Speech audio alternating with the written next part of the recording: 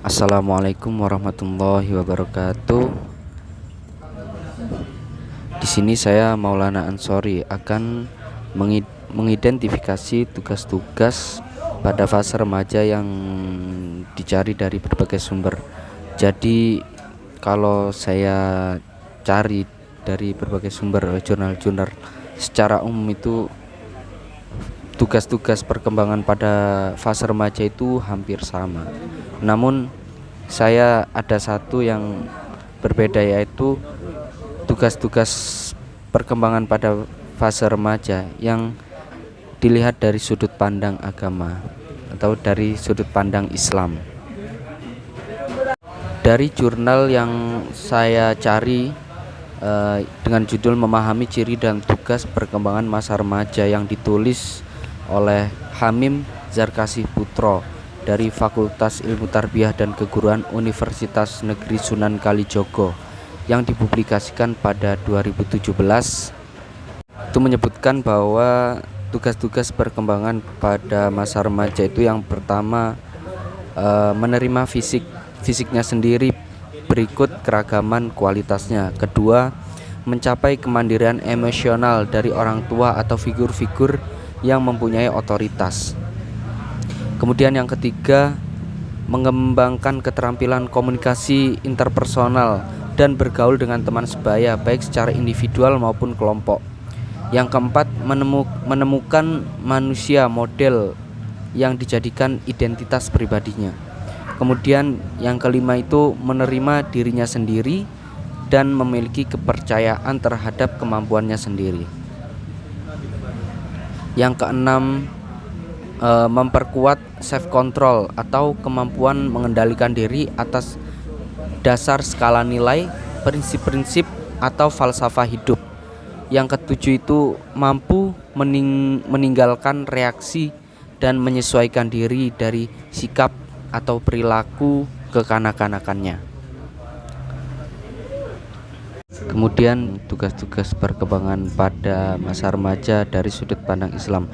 Di sini saya memperoleh jurnal dengan judul Remaja dan Tugas-tugas Perkembangannya dalam Islam yang ditulis oleh Miftahul Jannah, dosen Fakultas Psikologi Universitas Islam Negeri Ar-Raini, Banda Aceh, yang dipublikasikan pada tahun 2016. Dalam jurnal yang ditulisnya, dalam Islam usia remaja adalah usia yang paling dibanggakan, bukan hanya memperhatikan pertumbuhan, perkembangan, serta perubahan biologis remaja saja. Namun yang lebih penting adalah mempersiapkan remaja menjadi generasi yang paham dalam mengintegrasikan nilai-nilai akhlak, iman, dan pengetahuan. Dalam Islam mengajarkan manusia hidup secara berkesinambungan dan semua ajaran Islam harus diperkenalkan sejak usia dini agar ketika anak beranjak dewasa tidak berat untuk melaksanakannya. Semua proses dalam hidup, misalnya Islam menyuruh anak-anak untuk sholat sejak usia 7 tahun dan pada usia 10 tahun anak sudah boleh diberi teguran jika tidak melaksanakannya. Jadi dalam jurnal ini tugas perkembangan remaja itu dibagi menjadi dua, yaitu tugas perkembangan remaja awal atau usia pubertas, kemudian tugas perkembangan remaja madya.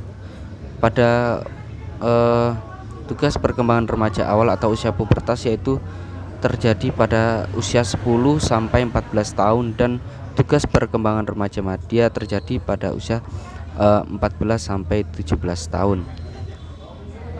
Jadi yang pertama itu tugas perkembangan remaja pada usia pubertas ada 7. Yang pertama itu membantu anak memahami masa pubertas. Kedua, memberikan penjelasan soal menstruasi bagi anak perempuan serta mimpi basah bagi anak laki-laki sebelum mereka mengalaminya. Dengan begitu anak sudah diberi persiapan tentang perubahan yang bakal terjadi terhadap dirinya. Kemudian hargai privasi anak. Dukungan anak untuk melakukan komunikasi terbuka, yang kemudian ada tekankan kepada anak bahwa proses kematangan seksual setiap individu itu berbeda. Beri kepemahaman kepada remaja bahwa cinta kepada lawan jenis itu punya batas atau aturan, dan pada saat yang tepat remaja akan menjalani bagaimana mencurahkan kasih sayang dan cinta terhadap lawan jenis dalam bingkai pernikahan. Kemudian yang terakhir, mendiskusikan tentang perasaan emosional seksual.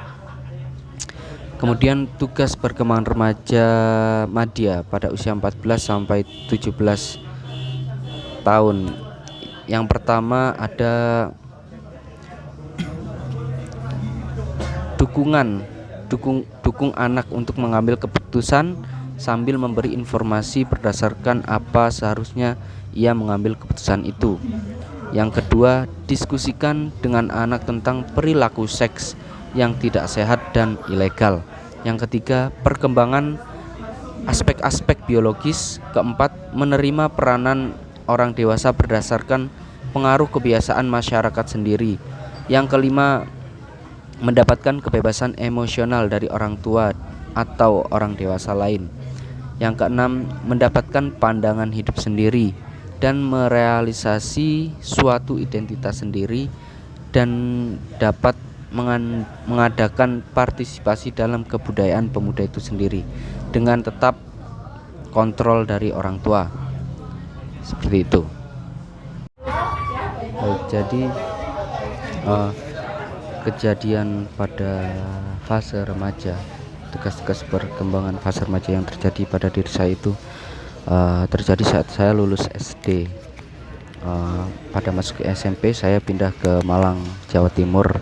Jadi SD saya itu di Bekasi, Jawa Barat. Nah, di Bekasi, Jawa Barat itu mayoritas masyarakatnya menggunakan bahasa Indonesia, sementara di Malang mayoritas masyarakatnya menggunakan bahasa Jawa. Nah, di situ memang orang tua saya dari Jawa, tetapi saya lahir dan tumbuh di sana sejak kecil. Jadi saya mungkin tahu apa yang mereka bicarakan, tapi saya tidak bisa cara membalas interaksi tersebut. Jadi waktu itu saat awal masuk SMP, saya hanya bisa mengangguk-angguk atau menggeleng-gelengkan kepala saya. Kemudian di sana sekolah terus sampai lulus SMP kan. Jadi saya perlahan-lahan bisa menguasai bahasa Jawa. Jadi saat SMP juga ada teman saya mengajak saya untuk ikut sekolah sepak bola untuk mengembangkan potensi diri. Jadi karena waktu itu saya memang suka sepak bola, jadi saya ikut teman saya. Namun saat teman saya itu hanya setahun. Setelah setahun dia berhenti. Jadi saya melanjutkan sendiri, berangkat sendiri sampai ikut turnamen-turnamen. Tapi lama kelamaan karena tidak ada teman, jadi males.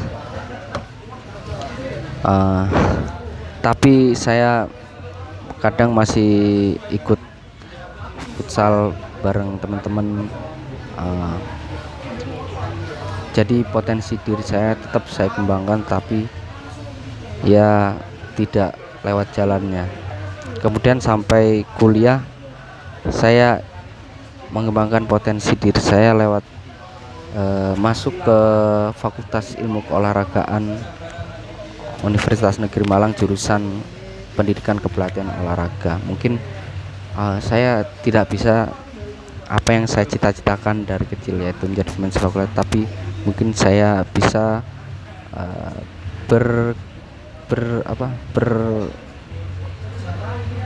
berpartisipasi di dalam dunia sepak bola, walaupun bukan jadi pemain, mungkin bisa jadi pelatih atau yang lain, untuk memajukan persepak bolaan Indonesia.